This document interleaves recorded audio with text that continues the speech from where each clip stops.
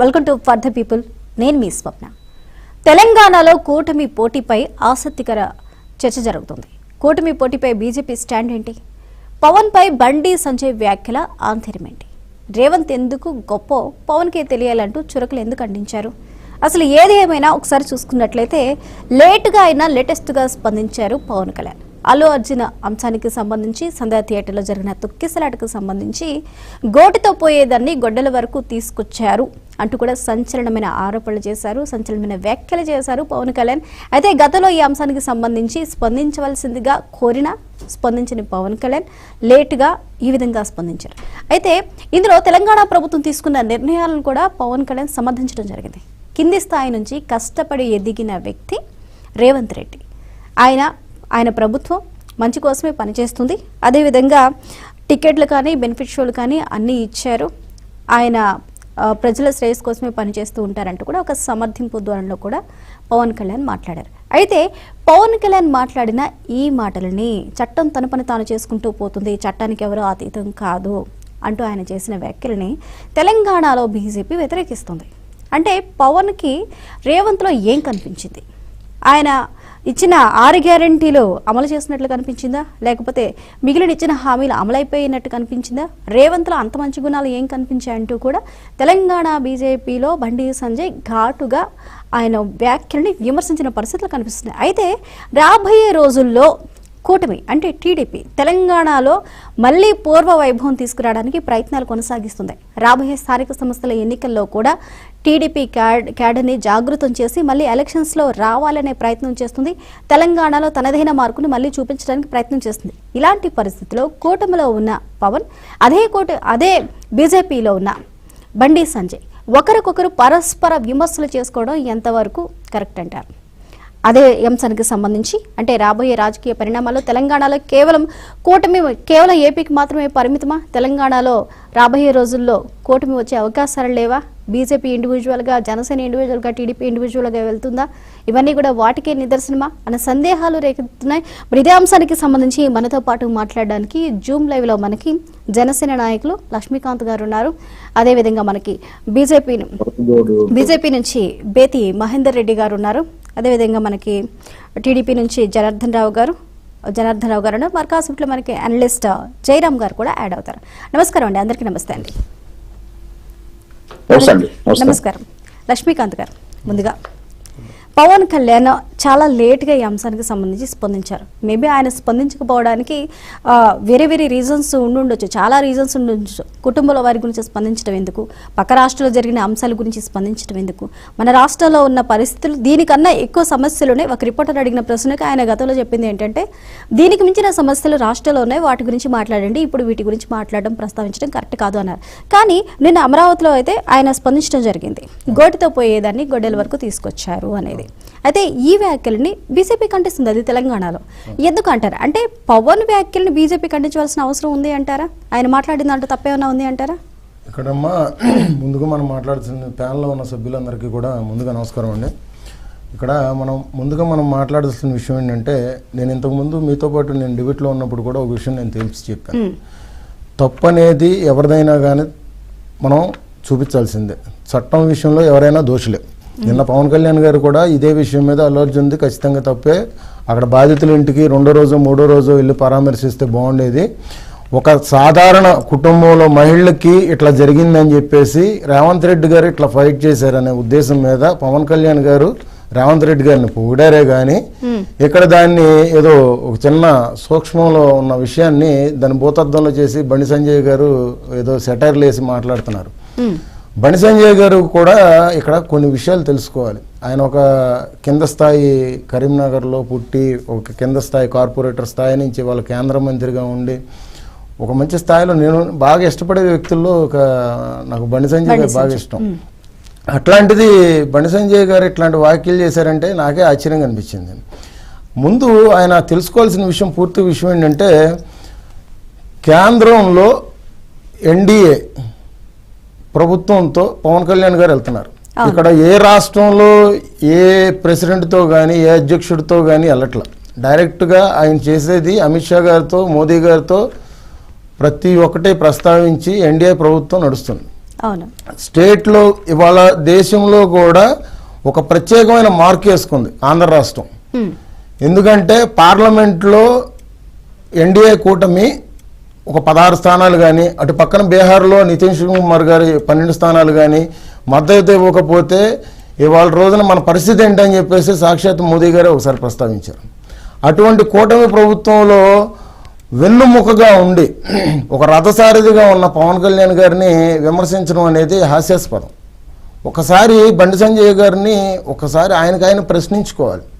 ఇవాళ రోజున మన పరిస్థితి ఏంటి, మనం ఏ విధంగా ఉన్నామని.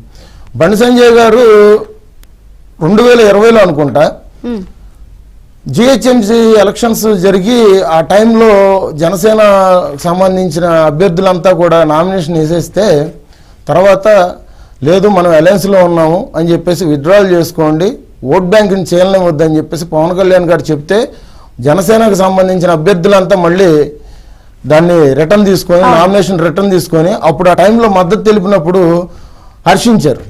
అంటే మీ వరకు తప్పైనా ఒప్పైనా మీ వరకు మాట్లాడితే అదేమో మీరు మెచ్చుకుంటారా? ఒక చిన్న విషయంలో, ఒక సాధారణ కుటుంబం విషయంలో అండగా నిలబడి ఆయన చర్చలు జరిపి అసెంబ్లీలో కూడా సాక్షాత్ మాట్లాడిన దానికి ఒక చిన్న విషయం మీద ప్రశంసించినందుకు ఇట్లాగా మీరు విమర్శలు చేయడం అనేది ఎంతవరకు కరెక్ట్ అని చెప్పేసి నేను బండి సంజయ్ గారిని ప్రశ్నిస్తున్నాం. మేము అంటే లక్ష్మీకాంత్ గారు మీరు అన్నారు పవన్ కళ్యాణ్ ఇక్కడ రాష్ట్ర అధ్యక్షులతోనూ లేకపోతే రాష్ట్ర స్థాయిలో ఉన్న నేతలతోనూ కలిసి పనిచేయడం లేదు, కేంద్ర స్థాయిలో అమిత్ షా అలాగే ప్రధాని నరేంద్ర మోదీ వారి కనుసంధంలోనూ లేకపోతే వారితో కలిసి వారు వర్క్ చేస్తున్నారని మీరు చెప్తున్నారు. అయితే ఇప్పుడు కేంద్రంలో కూడా ఉంది బీజేపీనే. ఇక్కడ బీజేపీ కనుసంధంలోనే ఇక్కడ రాష్ట్ర నాయకులు కానీ రాష్ట్ర అధ్యక్షులు కానీ కేంద్రం ఇచ్చే సూచనల సలహాల అనుగుణంగానే మీరు ఇక్కడ వర్క్ చేస్తారు. అయితే ఇప్పుడు ఈ రాష్ట్రంలో ఉన్న వాళ్ళు ఈ రాష్ట్రంలో వాళ్ళని వ్యతిరేకించవచ్చు. ఎందుకంటే ఒకటే, అది కేంద్రంలో రాష్ట్రాలు వేరైనా సరే ఒకటే, రెండు పార్టీలు ఒకటే. బీజేపీ అంటే బీజేపీనే, దానికి ప్రత్యేక పర్యాయ పదాలు వేరే అర్థాలు మనం తీయలేము. అలాంటప్పుడు రెండు రాష్ట్రాలు, రెండు తెలుగు రాష్ట్రాలు ఎందుకు వ్యతిరేకత అంటారు? వ్యతిరేకత అంటే నేను అదే చెప్తున్నాను స్వామి, ఇక్కడ మీ వాయిస్ క్లారిటీ లేదండి, ఎవరిది విన్ రావట్లేదు. మొన్న కూడా అట్లే అయింది. ఓకే అండి, మన వాయిస్ ఉంది కానీ వాళ్ళ వాయిస్ వస్తలేదు మొత్తానికి. వాళ్ళ వాయిస్ వస్తుంది, మీ వాయిస్ మా క్లారిటీ లేదు అసలే, ఇంత బ్రేక్ అవుతూ సౌండ్. ఓకేనండి, ఓకే అండి, ఒకసారి చెక్ చేస్తాము ఒకసారి. ఓకే, నా వాయిస్ ఓకేనా అండి మీకు?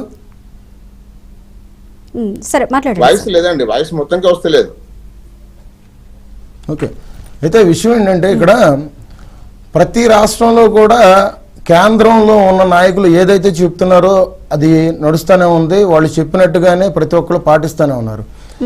దీనికి విరుద్ధంగా ఇక్కడ తెలంగాణలోకి వచ్చేసరికి ఎట్లాగా అయిపోతుందంటే ఆధిపత్య పోరు అనేది ఎక్కువైపోతుంది. ఆ ఆధిపత్య పోరు ఏంటంటే ఒక వ్యక్తులు కావచ్చు, ముగ్గురు వ్యక్తులు కావచ్చు, ఒక కూటమిగా ఉన్న వ్యక్తులు కావచ్చు, నేనంటే నేను అని చెప్పేసి ఎవరి కాళ్ళగా చేసుకుంటూ పోతున్నారు. ఇవాళ రోజున ఇక ఇదే స్టేట్లో చూసుకుంటే రేపు నెక్స్ట్ మంత్ వచ్చే జాతీయ అధ్యక్షుడు పదవి రేసులో కేంద్రం ఇక్కడ తెలంగాణ నాయకులు లిస్టుకు ఒకటి ఉంది. ఈ జాతీయ అధ్యక్షుడు పదవి కన్నా ముందు ఏంటంటే ఇక్కడ తెలంగాణలో అధ్యక్షుడు ఎవరని చెప్పేసి ఆ బాధ్యతలు కూడా కేంద్రం బీజేపీ నాయకులకు అప్పచెప్పింది. ఇక్కడ కిషన్ రెడ్డి గారు ప్లస్ బండి సంజయ్ గారు. ఇక్కడ ఆధిపత్య పోరు అనేది ఎట్లా ఉందంటే ఈయన ఒక 3 పేర్లు తీసుకొస్తారు, ఆయన ఒక 2 పేర్లు తీసుకొస్తారు. వీళ్ళిద్దరూ ఒక మాట మాట్లాడుకొని ఒక నిక్కర్సైన ఒక నాయకుడిని తీసుకురావాలని చెప్పేసి ఒక ఆలోచన లేదు. ఇక్కడ ఆధిపత్య పోరు అనేది ఒకటి ఏర్పడిపోతుంది. ఇప్పుడు రాష్ట్రంలో ప్రతి ఒక్కరికి ఏంటంటే బీజేపీ అనేది ప్రత్యామ్నాయం అయిపోయింది, కానీ బీజేపీ అనేది ప్రజల పక్షాన పార్టీ అన్నట్టుగా మాట్లాడలేదు. అది వాళ్ళ ప్రశ్నించుకోవాలి. ఇక్కడ నేను లైవ్లో కూర్చొని నేను ఏదో తప్పులు మాట్లాడుతున్నానో లేకపోతే నేను వాళ్ళని ప్రశ్నిస్తున్నానో అని కాదు, కానీ ఒకసారి వాళ్ళ ప్రశ్నించుకోవాలి. ఇక్కడ బీజేపీ ఇవాళ రోజున యువతకి ఎటువంటి పేటేస్తుంది?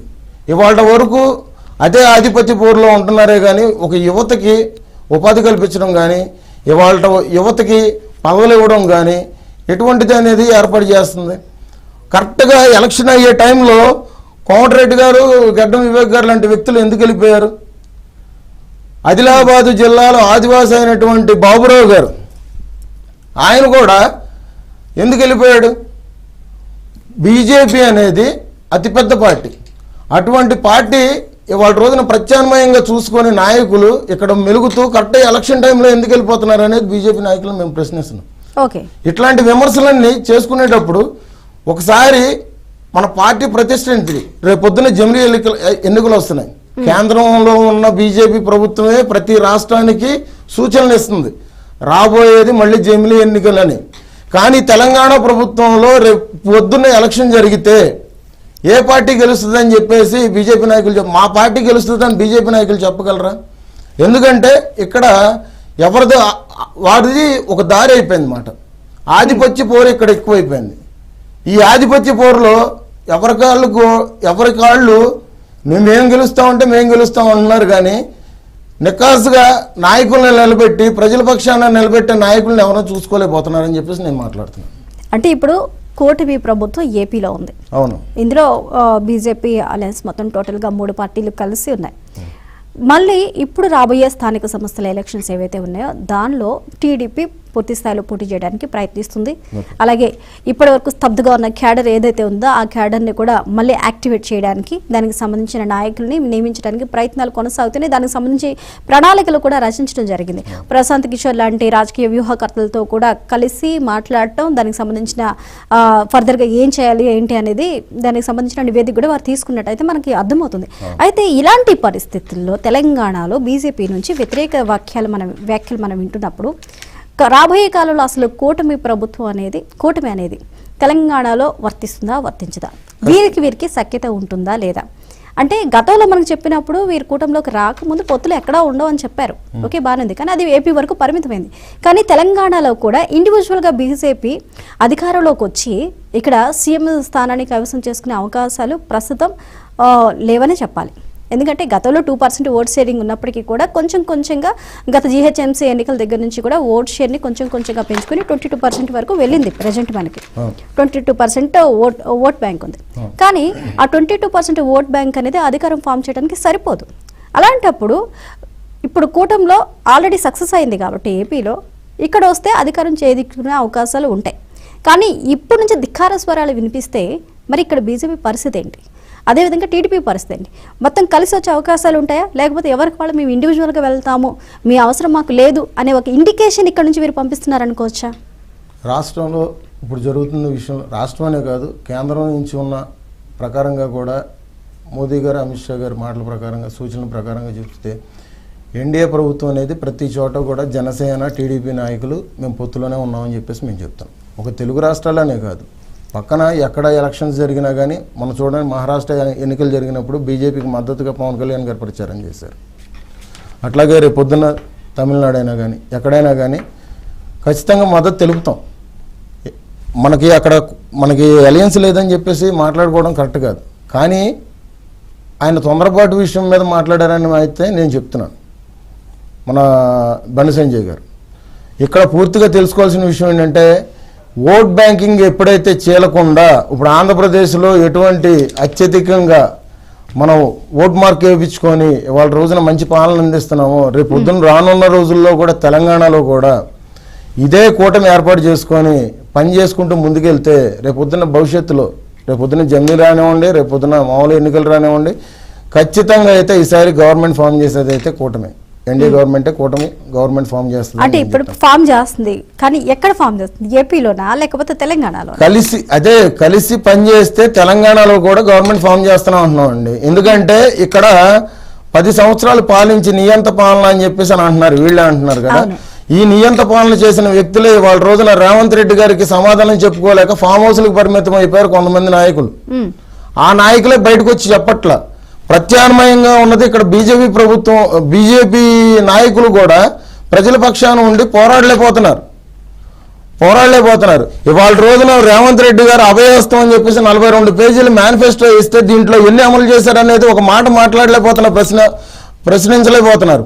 కానీ పవన్ కళ్యాణ్ గారు రేవంత్ రెడ్డి గారిని ఒక మాట మాట్లాడినందుకు, ఒక చిన్న ప్రశంసించినందుకు, ఒక సాధారణ మహిళ కుటుంబానికి అండగా ఒక మాట తప్పు చేశాడు అల్లు అర్జున్, ఈ విషయంలో రేవంత్ రెడ్డి గారిని మెచ్చుకున్నారన్న మాటకి ఇవాళ రోజున బండి సంజయ్ గారు ప్రెస్ మీట్లో పవన్ కళ్యాణ్ గారిని కూటమి ప్రభుత్వంలో ఉన్న పవన్ కళ్యాణ్ గారిని నిందించడం, అపహాస్యం చేయడం, ఇది ఎంతవరకు కరెక్ట్ అని చెప్పేసి వాళ్ళని అడుగుతున్నాం. మేమేమో మాట్లాడలేదు. లక్ష్మీకాంత్ గారు ఒక నిమిషం హోల్డ్ అవునండి. మహేందర్ రెడ్డి గారు,